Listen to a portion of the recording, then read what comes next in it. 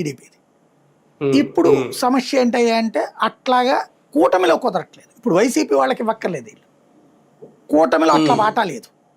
అదేదన్నా బాబు గారు కూర్చుని డెసిషన్ తీసుకుని ఏమయ్యా మనం 30 తీసుకుందాం, 15 బేసులు జనసేన వాళ్ళకి ఇద్దాం, 10 బేసులు బీజేపీ వాళ్ళకి ఇద్దాం, లేదా మనం 60 బేసులు తీసుకుందాం, పావలా జనసేన వాళ్ళకి ఇద్దాం, 15 బేసులు బీజేపీ వాళ్ళకి ఇద్దాం, వాళ్ళ ఎమ్మెల్యేలు ఉన్న చోట అట్లా మనం తీసుకుందాం అనేదన్నా చెప్తే గానీ సెటరేట్ కాదు. ఎవడు తింటలేదు లేకపోతే ఏమీ జరగట్లేదు అని చెప్తే వెర్రితనం. ఖచ్చితంగా జరిగేది జరుగుతున్నది. అక్కడ అసంతృప్తి పెరుగుతుంది, అక్కడే అవతలోడు తినేస్తున్నాడు అన్న ఫీలింగ్ పెరుగుతూ ఉంటది. నెంబర్ 1. రెండవది వచ్చేటప్పటికి ఈ సంక్షేమ పథకాలు ఏమీ లేవు. ఉన్న 4 వాళ్ళే తీసుకుంటున్నారు. కాంట్రాక్ట్లు ఉన్న 4 టీడీపీ వాళ్ళే తీసుకుంటున్నారు.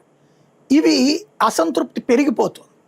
ఈ అసంతృప్తి పెరిగి మొన్న పవన్ కళ్యాణ్ సర్దుబాటు చేయడానికి పెట్టిన మీటింగ్లోనే కదా బొలిశెట్టి శ్రీనివాస్ బయటకు వచ్చి చెప్పింది, వాడు సరిగ్గా మమ్మల్ని చూడట్లేదని. ఎంత ఉగ్గబట్టుకోలేకపోతే మాట్లాడతాడు ఆయన. మామూలుగా చాలా జాగ్రత్తగా ఉంటాడు, కంట్రోల్గా మాట్లాడాడు కదా. అట్లాగే ఆయన ఎవరు విష్ణుకుమార్ రాజు మాట్లాడా బీజేపీ ఆయన, ఎందుకు అతి ప్రచారం చేసుకున్నాం గూగుల్ లాంటి దాంట్లో అనేది. ఆదినారాయణ రెడ్డి మాట్లాడారు బీజేపీ ఆయన. ఇట్లాగా ఎవరికి వాళ్ళకి అసంతృప్తులు ఉన్నాయి.